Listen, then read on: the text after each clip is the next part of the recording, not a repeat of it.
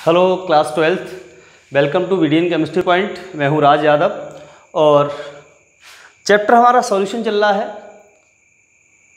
और इस चैप्टर की हमारी ये सेकंड लास्ट वीडियो हो सकती है। ठीक है, इस चैप्टर की हमारी ये सेकंड लास्ट वीडियो हो सकती है। बहुत से बच्चों के कमेंट आ रहे हैं, बोले सर नेक्स्ट चैप्टर को स्टार्ट करो, नेक्स्ट चैप्टर को स्टार्ट करो।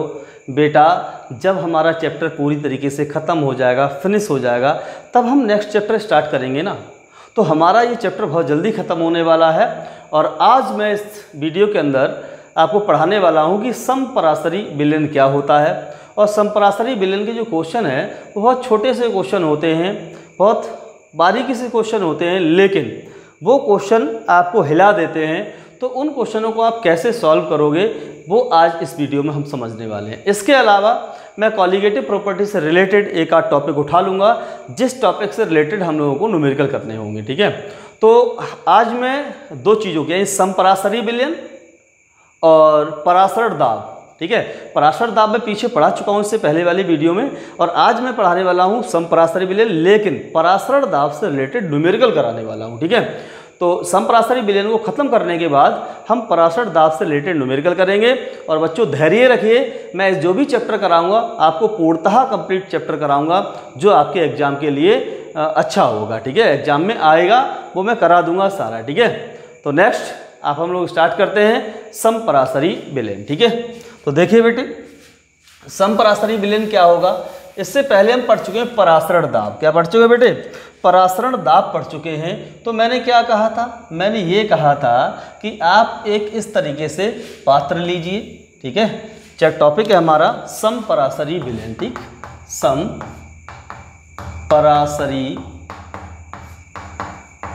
विलयन। ठीक, सम का मतलब होता है बच्चों समान, पराशरी का मतलब है पराशरण दाब आरोपित होने वाला। ठीक है, यानी ऐसे विलयन जिनके पराशरण दाब कैसे होंगे? समान होंगे। अब पराशरण दाब समान कैसे होंगे वो बात हम करने वाले हैं। तो हमने कहा था कि आप एक बीकर ले लीजिए और इस बीकर के बीच में आप एक अर्धपारगम्य झिल्ली लगा दो। ठीक है, एक अर्धपारगम्य झिल्ली लगा दी है बच्चे हमने, बेटे इसकी अर्धपारगम्य झिल्ली लगा दी, और इस अर्धपारगम्य झिल्ली के दोनों तरफ हमने विलयन ले लिया। ठीक है, अब हम क्या कर रहे हैं? इसमें विलयन ले रहे हैं, ये विलयन ले रहे हैं बेटे। और जब हम दो अलग अलग विलयनों को अर्धपारगम्य झिल्ली से अलग कर देते हैं, अलग अलग कर देते हैं, देखिए बेटे मैंने दो अलग अलग विलयन ले लिए, जो कि मैं एक को दिखा रहा हूं बैगनी कलर से और एक को दिखा रहा हूं पीले कलर से। ठीक है, मैंने यहाँ पर दोनों में अलग अलग विलयन भर लिया है। देखिए बेटे, ये देखिए। तो जैसे हम विलयन भरेंगे तो विलयन भरने के बाद जैसे हम अर्धपारगम्य झिल्ली बीच में लगाएंगे तो देखने पे ऐसा लगेगा कि ना तो ये जो विलयन है वो मान लो मैंने ए मान लिया और ये वाला विलयन मैंने बी मान लिया। ठीक है, तो अगर ए और बी, विलयन ए और बी, इन दोनों को अर्धपारगम्य झिल्ली द्वारा सेपरेट कर दीजिए आप। और सेपरेट करने के बाद ना तो ए के मॉलिक्यूल यानी ए विलयन से विलाय के कण इधर जाएंगे और ना ही ए से विलाय के कण इधर की ओर जाएंगे। जब दो स्थिति होती है यानी कि विलय और विलाय के कण एक दूसरे की तरफ भ्रमण नहीं करते हैं, आते जाते नहीं हैं, तो इसका मतलब क्या हुआ? इसका मतलब तभी है, यही हुआ कि इनके पराशर दाब कैसे होंगे? समान होंगे। ठीक है, पराशर दाब समान, यानी ऐसा विलयन जिसके यानी ऐसे दो विलयन जिसको अर्धपारगम्य झिल्ली द्वारा अलग करने पर पराशरण की क्रिया नहीं होती है, तो उन विलयनों को हम क्या कहते हैं? समपराशरी विलयन कहते हैं। ऐसा क्यों है कि पराशरण की क्रिया नहीं होगी? तो बहुत सिंपल सा कॉन्सेप्ट इसका ये है कि आपको पता था कि लोअर कंसंट्रेशन वाले सॉल्यूशन से जो सॉल्यूट के पार्टिकल थे, यानी विलाय के जो कण थे, वो हायर कंसंट्रेशन वाले सॉल्यूशन की ओर अर्धपारगम्य झिल्ली में से होकर गुजरने लगते थे। तो इस प्रोसेस को हम पराशरण कहते थे बच्चों। क्या कहते थे हम लोग इसको? पराशरण कहते थे। ठीक है, तो अगर हम देखो ध्यान दो दोनों बात, अगर हम इस कंसंट्रेशन को अलग अलग रखेंगे, यानी एक की कंसंट्रेशन लो लेंगे, एक की कंसंट्रेशन हाई लेंगे, मान लो इसको मैंने कर लिया निम्न कंसंट्रेशन का और इसको कर लिया मैंने उच्च कंसंट्रेशन, उच्च सांद्रता का, तो एक निम्न सांद्रता है और एक उच्च सांद्रता, तो निश्चित रूप से निम्न सांद्रता से विलाय के कण इधर से इधर की ओर जाना स्टार्ट कर देंगे। लोअर कंसंट्रेशन वाले सॉल्यूशन से विलायक के कण हायर कंसंट्रेशन वाले सॉल्यूशन की ओर जाने लगते हैं। इस प्रोसेस को हम कहते हैं परासरण। क्या कहते हैं बेटे? परासरण के नाम से जानते हैं, ठीक है। और अगर इन दोनों की कंसंट्रेशन समान रखो, मतलब जितनी कंसंट्रेशन इसकी हो उतनी ही कंसंट्रेशन इसकी हो, मीनिंग मेरा ये है कि इसकी कंसंट्रेशन को C1 माने, इसकी कंसंट्रेशन को C2 माने, तो इसका मतलब क्या हुआ? इसका मतलब यही हुआ बेटे कि C1 इक्वल टू C2। अगर C1 और C2 दोनों बराबर होंगे तो विलयन में से विलायक के कण ना तो इधर से इधर जाएंगे और ना ही इधर से इधर जाएंगे, क्योंकि विलयन के ऐसे विलयन की टेंडेंसी होती है जिनकी सांद्रता कम होती है। जब सांद्रता कम होती है तो कम सांद्रता से विलायक के कण उच्च सांद्रता की ओर जाने लगते हैं। और जब दोनों की सांद्रता बच्चों समान है, सेम सांद्रता है, तो सांद्रता सेम होने के कारण विलायक के कण ना तो इधर से इधर की ओर जाएंगे ना इधर से इधर की ओर जाएंगे, अर्थात दोनों विलयनों का पराशर दाब कैसा है? समान है, ठीक है। तो जब हम दो भिन्न भिन्न विलयनों को एक अर्ध पारगम्य झिल्ली द्वारा अलग कर देते हैं तो अगर उनमें परासरण की क्रिया नहीं होती है, इसका मतलब वो विलयन दोनों कैसे हैं? समपरासरी हैं। और एक होता है अति परासरी विलयन और एक होता है निम्न परासरी विलयन। अति परासरी विलयन कौन सा होता है? जिसकी सांद्रता ज्यादा होती है। निम्न परासरी विलयन कौन सा होता है? जिसकी सांद्रता कम होती है, ठीक है। तो बात समझ में आ गई होगी आपको, अर्थात C1 इक्वल टू क्या हो जाएगा? C2 हो जाएगा। और C1 और C2 बराबर है तो C क्या होती है? सांद्रता होती है, और सांद्रता बराबर होता है मोल बटे आयतन। क्या होता है बेटे? मोल बटे आयतन। तो हम C1 सॉरी यहाँ C1 होगा तो N1 बटे B1 यानी मोल बटे आयतन बराबर हो जाएगा बेटे N2 बटे B2। N2 बटे B2 हो गया। अब N बराबर क्या होता है? भार बटे अणुभार होता है, बिल्कुल होता है। तो यहाँ पर फॉर्मूला और आ जाएगा आपका निकल कर कि W1 बटे M1 इंटू B1 बराबर W2 बटे M2 इंटू V2। तो ये आपके पास समपरासरी विलयन के लिए फॉर्मूला निकल के आ गया, जिससे आप न्यूमेरिकल सॉल्व कर सकते हो।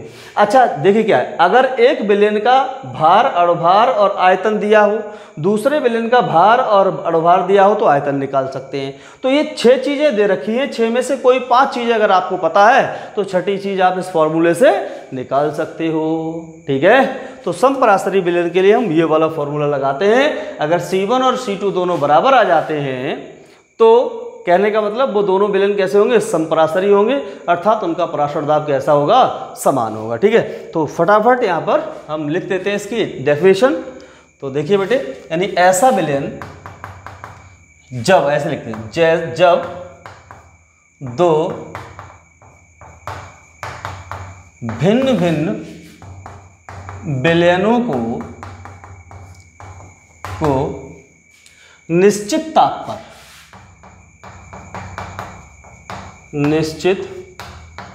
ताप पर अर्ध पारगम्य झिल्ली द्वारा अलग कर देते हैं, अर्ध पारगम्य झिल्ली द्वारा अलग कर देते हैं। देखिए जरा, अर्ध पारगम्य झिल्ली द्वारा अलग कर देते हैं तो परासरण की क्रिया नहीं होती है, की क्रिया नहीं होती है। तो ऐसे विलयनों को नहीं होती है, समपरासरी विलयन कहलाते हैं। समपरासरी विलयन कहलाते हैं, ठीक है। कैसे कहलाते हैं? समपरासरी विलयन कहलाते हैं। अतः इनकी सांद्रता समान होती है, सांद्रता समान होती है। कई बार क्वेश्चन पूछा गया है कि समपरासरी विलयन क्या है और एक उदाहरण देकर समझाइए, ठीक है। तो हमने क्या किया बेटे, इसकी डेफिनेशन लिख ली। जब दो भिन्न भिन्न विलयनों को निश्चित ताप पर अर्ध पारगम्य झिल्ली द्वारा अलग कर देते हैं तो परासरण की क्रिया नहीं होती है। तो ऐसे विलयनों को हम बेटा क्या कहेंगे? समपरासरी विलयन कहेंगे। एक डेफिनेशन और है छोटी सी, देखिए क्या है, यानी कि ऐसे विलयन ऐसे बिलियन जिनका निश्चित ताप पर परासरण दाब समान होता है, परासरण दाब समान होता है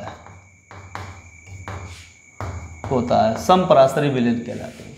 तो आप ऐसे भी डेफिनेशन कर सकते हैं, ठीक है। अगर दो डिफरेंट विलयन है, एक विलयन ए है एक विलयन बी है। विलयन ए की सांद्रता C1 है, अब निम्न नहीं रही। विलयन बी की सांद्रता C2 है। अगर C1 बराबर C2 हो तब वो समपरासरी विलयन होंगे। दोनों विलयन की सांद्रता कैसी होगी? समान हो। C1 बराबर C2 हो तो कैसे होंगे विलयन बेटे? समपरासरी विलयन होंगे। अब इसको फॉर्मूले को ड्राइव करते हैं तो C क्या होता है? सांद्रता होती है। और सांद्रता बराबर क्या होता है बच्चों? सांद्रता बराबर होता है मोल बटे आयतन। तो C1 है इसलिए N1 बटे V1, यानी पहले की मोल दूसरे के पहले का आयतन, है ना। ऐसे N2 बटे V2। अब N बराबर क्या होता है? भार बटे अणुभार होता है। तो बहुत सिंपल है, W1 बटे M1 यानी भार बटे अणुभार। V1 तो आपका था ही था, ऐसे W2 बटे M2, ठीक है। तो इस तरीके से इस फॉर्मूले से हम सॉल्व कर लेते हैं कौन? समपरासरी विलयन वाले क्वेश्चन को, ठीक है। चलो एक एग्जांपल लेते हैं कि ऐसे कौन से विलयन हैं जो समपरासरी होते हैं। जैसे देखिए बेटे, एक एग्जांपल ले लेते हैं हम लोग, ठीक। जरा देखो एग्जांपल, क्वेश्चन है 1m ग्लूकोज विलयन 0.6% यूरिया विलयन का समपरासरी है, ठीक है। इसके अलावा और भी एग्जाम्पल हो सकता है। मैं एक सिंपल सा एग्जाम्पल ले लिया जिसके आधार पर आप समझा सकते हो कि आखिरी विलयन समपरासरी है या नहीं है। जरा देखिए यहाँ पर कह रहा है 1m ग्लूकोज विलयन, तो यानी पहला विलयन कौन सा है? देखो यहाँ पर मैंने क्या किया है, ये देखिए मैंने बीच में अर्धपारगम में झिल्ली लगा दी। इसमें एक तरफ ग्लूकोज विलयन है, एक तरफ यूरिया विलयन है। मान लो इधर ग्लूकोज विलयन भर दिया मैंने। अब इस विलयन की इसमें सांद्रता दे रखी है, C1 बराबर दे रखा 1m, यानी कि 1m, ठीक है। और इस जो विलयन दिया है इसकी सांद्रता सीधे नहीं दे रखी है। इसकी सांद्रता ये कहा गया है कि 6% यानी 0.6% इसकी सांद्रता है। यानी C2 की वैल्यू कितनी है? 0.6% है। और अगर ये वैल्यू कितने के बराबर आ जाती है? C1 के बराबर आ जाती है, यानी 0.1m आ जाती है। अगर इसकी मोलरता 1 आ जाती है तो ये दोनों विलयन क्या होंगे? आपस में समपरासरी होंगे। चलिए देखिए आते हैं कैसे करते हैं हम लोग। तो देखो बेटे यहाँ पर C1 बराबर दिया है क्या? यानी 1m, ठीक है, कोई बात नहीं है। अब C2 निकालना है तो C2 यानी C की वैल्यू क्या होती है? यानी भार बटे अणुभार गुणा आयतन लीटर में, यानी कि भार बटे अणुभार गुणा आयतन किसमें? लीटर में। अब देखिए एक बात और भी बहुत अच्छे से समझिए, यहाँ कह रहा है 0.6%, यानी 0.6% इक्वल टू होता है बेटे 100 ग्राम 100 ml विलयन है, और 100 ml विलयन में 0.6 ग्राम यूरिया है ना। यानी इसको शॉर्ट में, इतनी वाली थ्योरी को शॉर्ट में न्यूमेरिकल के अंदर इस तरीके से 0.6% यूरिया विलयन लिख दिया गया, काम खत्म। इस 0.6% का मतलब ये हुआ कि 100 ml टोटल विलयन था ये, और 100 ml विलयन में 0.6 ग्राम यूरिया है। तो देखो यूरिया का भार कितना हो गया? 0.6 ग्राम हो गया। तो हम लगा देंगे बेटे यहाँ पर कितना? 0.6। और यूरिया का जो अणुभार होता है ना बच्चों, सूत्र होता है NH2CO NH2, इसका अणुभार आता है 60, ठीक है। तो अणुभार क्या लगाएंगे नीचे हम लोग? 60 लगाएंगे। आयतन देखो कितना हो जाएगा, बहुत सिंपल सी तरीका है बेटे। आयतन कितना है? 100 ml, ठीक है। यानी V बराबर है 100 ml, और हमें आयतन ml में नहीं लीटर में लेना है। तो 1000 से भाग करेंगे 0.1 आ जाएगा। तो लगा दीजिए भाई यहाँ पर 0.1। चलिए मैंने लगा दिया, यहाँ 0.1 लगा दिया, ठीक है। जब 0.1 लगा दिया तो पॉइंट से पॉइंट कैंसिल हो जाएगा, पॉइंट से पॉइंट कैंसिल हो जाएगा। अब वैल्यू कितनी आ गई? 6 कम 6 6 दाई 60 बराबर 1/10, ठीक है, 1/10। अगर इसकी वैल्यू निकालोगे तो कितनी निकल के आएगी बेटे? पॉइंट का 1m निकल के आएगी। इसकी वैल्यू है 1m और इसकी वैल्यू है 0.1m। अब क्या करना है, इसका मतलब ये हुआ कि इस समय यानी 0.6% अगर यूरिया विलयन है, इसका मतलब ये हुआ कि 1 m ग्लूकोज विलयन 0.6% यूरिया विलयन के संपरासरी कतई नहीं होता है। बोले क्यों नहीं होता है? इसलिए नहीं होता क्योंकि C1 आपका 1 m है और C2 आया 0.1 m। संपरासरी के लिए क्या होना चाहिए, यहाँ पर 1 m आना चाहिए। तो इसके लिए हमें क्या करना पड़ेगा, इसका मतलब ये है कि ये वैल्यू कितनी होगी, 6% होगी। जब 6% होगी तो यहाँ से पॉइंट हट जाएगा, जब यहाँ से हट जाएगा तो यहाँ से पॉइंट हट जाएगा, जब यहाँ से पॉइंट हटेगा तो पॉइंट यहाँ से भी हट जाएगा और ये पॉइंट आपका लगा रहेगा। अब ये पॉइंट हटाएंगे, एक जीरो बढ़ाएंगे बेटे हम लोग, तो 60 एकम 60 यानी 1 आ गया। अब देखो क्या हुआ यहाँ पर, ये वैल्यू आ गई 1 m। अर्थात हम कह सकते हैं C1 = C2, अतः विलयन समपरासरी है, समपरासरी है। ठीक है, कोई दिक्कत? नो दिक्कत। अगर दिक्कत हो तो कमेंट कर सकते हो यार, कल वीडियो और बनाऊंगा मैं, टेंशन बिल्कुल ना लें। ठीक है, तो हमारी जो लास्ट वीडियो होगी बेटे वो कल की होगी इस चैप्टर के लिए, और इस चैप्टर के बाद अर्थात इस वीडियो कल की वीडियो के बाद में हम एक नया चैप्टर यानी धांसू चैप्टर, इसका नाम होगा केमिकल काइनेटिक्स। ये कर सकते हैं, या आप कहो तो हम सॉलिड स्टेट भी कर सकते हैं। चलिए वो कल पे डिपेंड करेगा, परसों पे हम कौन सा चैप्टर को स्टार्ट करेंगे। ठीक है, तो फिलहाल इसको नोट कर लीजिए और फिर मैं आगे चलता हूँ नेक्स्ट के लिए, अगले न्यूमेरिकल के लिए। ठीक है, चलिए देखिए नेक्स्ट हम न्यूमेरिकल कर रहे हैं, स्टार्ट कर रहे हैं कि पराशर दाब ज्ञात करना। हम लोग पराशर दाब कैसे कैसे ज्ञात कर सकते हैं। ठीक है, तो आज के हम इस वीडियो में ये सीखेंगे पराशर दाब से रिलेटेड कैसे कैसे न्यूमेरिकल आ सकते हैं। जैसे आपको पहला क्वेश्चन दिया है, बहुत छोटा सा क्वेश्चन है लेकिन अच्छा क्वेश्चन है। कह रहा है 6% यूरिया विलयन का पराशर दाब ज्ञात कीजिए। हाँ, कुछ दिया ही नहीं न्यूमेरिकल के अंदर, केवल दिया है 6%। अब देखो 6% का अर्थ क्या होता है, मैं यहाँ पर आपको समझा देता हूँ। ठीक है, 6% यूरिया विलयन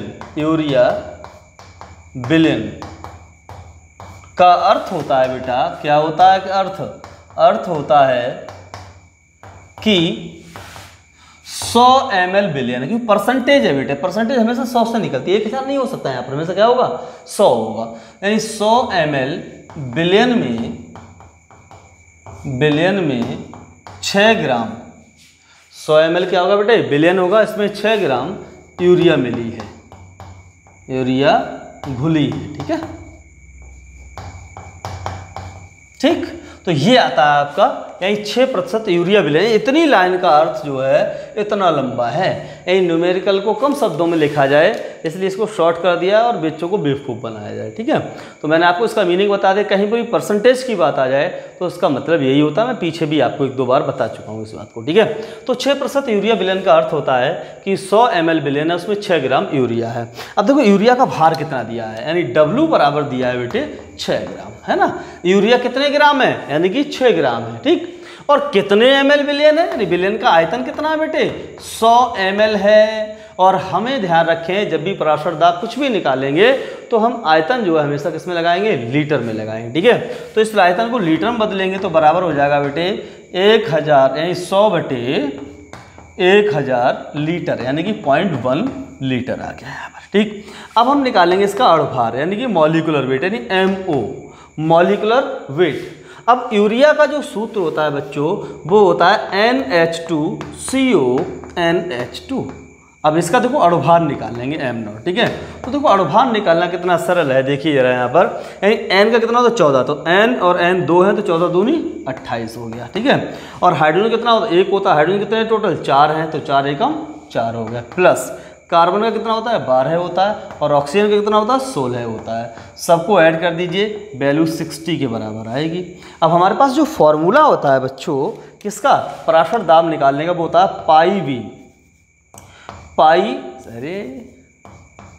पाई V इक्वल टू W/m0ST। अर्थात आपको ताप की भी आवश्यकता पड़ेगी, तो ताप हम यहाँ कर दे रहे हैं, यदि ताप 200 या हम कह सकते हैं 27 डिग्री सेंटीग्रेड हो, 27 डिग्री सेंटीग्रेड हो, तो पराशर दाब क्या होगा, जरा देखिए यहाँ पर। तो हमारे पास देखो इनमें से जो आपकी इतना फॉर्मूला है, एम नॉट लिखा है बेटा यहाँ पर। इसमें से हमें पता क्या क्या पड़ गया, ये तो निकालना ही है पाई की वैल्यू, है ना। तो पाई बराबर तो हमें बेटा क्या करना है, ज्ञात ही करना है, ठीक। अच्छा, v की वैल्यू हमें पता लग गई, w की वैल्यू हमें पता लग गई, और m नॉट की वैल्यू हमें पता लगी। पता किसकी नहीं लगी, s की पता नहीं लगी है। और s क्या होता है, कांस्टेंट वैल्यू होती है, यानी इसका जो मान है वो निश्चित होता है। वो कितना होता है बेटे, यानी वो मान होता है बेटे, s की वैल्यू होती है 0.0821, है ना, मोल लीटर वायुमंडल केल्विन इनवर्स मोल इनवर्स, ठीक है। ठीक है, इतनी हो गई बेटे। इसका जो भी यूनिट होगा वो आप यूनिट रख देंगे, ठीक। बहुत बड़ा यूनिट है, क्यों बार बार रखेगा, mole litre inverse kelvin inverse, ठीक है। तो यहाँ देखिए बेटे, इसके बाद S की वैल्यू आ गई। अब हमारे पास बचा टेम्परेचर T, और T है 27 डिग्री सेंटीग्रेड। इसे केल्विन में बदल रहा है, तो 27 + 273 यानी 300 केल्विन। 300 केल्विन वैल्यू आपकी ये आ जाएगी। अब निकाल दो पाई को, जरा देखो, पाई V = W/m/S T। अब देखो पाई कितना है, तो निकालना ही निकालना है। B कितना है, 0.1 है। W कितना है बेटे, 6 है। m नॉट कितना है, 60 है। 0.0821 है, गुणा 300 है, ठीक है। 0 से 0 कैंसिल हो जाएगा, 6 एकम 6, 6 एकम 6 कैंसिल हो गए, ये नीचे बटे में आ जाएगा। तो पाई = 0.0821 × 30 डिवाइडेड बाई 1, पॉइंट का 1। अब देखो कितने अंक है पॉइंट के बाद, 1 2 3 4 अंक है, तो यहाँ एक है, 1 2 3 अंक, पॉइंट से पॉइंट कैंसिल हो जाएगा आपका ये, ठीक है। ये 0 से ये 0 कैंसिल हो गया। अब इसकी मल्टीप्लाई कर लीजिए, कितनी हो गई बेटे, 3 एकम 3, 3 दूनी 6, 3 अट्ठे 24 बटे 100। यहाँ पर कितना आ जाएगा बेटे, यहाँ पर आ जाएगा बेटा 100 दूनी 200, यहीं 46 बचे, 3 उतार लिए, 100 चौक 400, यहीं 63 बच्चे, पॉइंट लगा लिए, 100 छक, यानी इतने वायुमंडल, यानी ATM, ठीक है। ये वैल्यू आपकी इतनी आई, 24.63 ATM, यानी इतना होगा आपका पराशर दाब, ठीक है। इसको नोट करें, फिर नेक्स्ट देखते हैं और दूसरी तरीके से कैसे आ सकता है सवाल, ठीक है। नोट करिए जरा इसको, देखिए तो फिर इसको, ये सवाल बोर्ड में आ चुका है एक बार। सवाल कह रहा है कि 27 डिग्री सेंटीग्रेड पर यूरिया के m/10 बिलियन का पराशर दाब ज्ञात कीजिए यदि R बराबर 0.082 लीटर वायुमंडल केल्विन इनवर्स मोल इनवर्स, ठीक है। यानी लीटर वायुमंडल केल्विन इनवर्स मोल इनवर्स क्या है बेटा, R का मात्रक है यहाँ पर, ठीक। तो इसको सॉल्व करना है, बोर्ड में एक बार सवाल आ भी चुका है। अब देखिए यहाँ पर क्या दिया है, देखो टेम्परेचर दिया गया है बेटे, है ना। पहले सबसे पहले कह रहा है पराशर दाब, यानी पाई बराबर आपको ज्ञात करना है, ठीक है। टेम्परेचर T की वैल्यू दे रखी कितनी, 27 डिग्री सेंटीग्रेड, ठीक। अब बराबर क्या हो जाएगा, इसे केल्विन में बदलेंगे, तो 27 + 273 यानी कि 300 केल्विन आ जाएगा ये, ठीक है। 300 केल्विन वैल्यू आ गई। और R का भी मान साफ साफ दिया। देखो R और S एक बात होती है, S या R, ठीक है, कांस्टेंट है ये, ठीक। तो 0.082 यहाँ पर यूनिट जो भी दे रखे वो यूनिट लगा दी जाएगी, ठीक है। एक बात ध्यान रखें, जब भी R या S का मान नहीं दिया हो तो हम पूरी वैल्यू लगाएंगे, यानी 0.082 लगा लेते हैं। अगर मान दिया गया हो तो जो दिया गया हो वही लगाएंगे, तो हम दिया गया इसलिए हम यही लगाएंगे जो दिया है इसके अंदर, ठीक है। अब देखो कह रहा है कि m/10 बिलियन की पराशर दाब ज्ञात कीजिए, यानी मोलरता इसकी दे रखी है। मोलरता का मतलब क्या है, सांद्रता। तो सांद्रता बराबर दी है बेटे 1/10, m/10 का मतलब क्या हुआ, 1/10, ठीक है। तो अब ये दिया हुआ है, इसके बाद पराशर दाब निकालना है।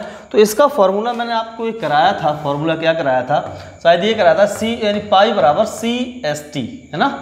पाई इक्वल टू क्या कराया था बेटे, CST कराया था, बिल्कुल कराया था। अब देखो पाई का मान निकालना है, C वैल्यू दे रखी है 1/10, लगा दीजिए बेटे 1/10, गुणा S की वैल्यू दे रखी है 0.082 लगा दो, गुणा T की वैल्यू दे रखी है कितनी, 300 लगा दो, ठीक है। 0 से 0 कैंसिल हो जाएगा, बचेगा क्या आपके पास, 0 लगा दो, 3 दूनी 6 और 3 अट्ठे 24, ठीक है। ये लगा दिया। अब कितने के बाद पॉइंट है, 3 के बाद पॉइंट है, 1 2 3 के बाद पॉइंट हो गया ये, अर्थात वैल्यू आ गई 2.46 ATM, यानी कि वायुमंडल, एटमोस्फियर, ठीक है।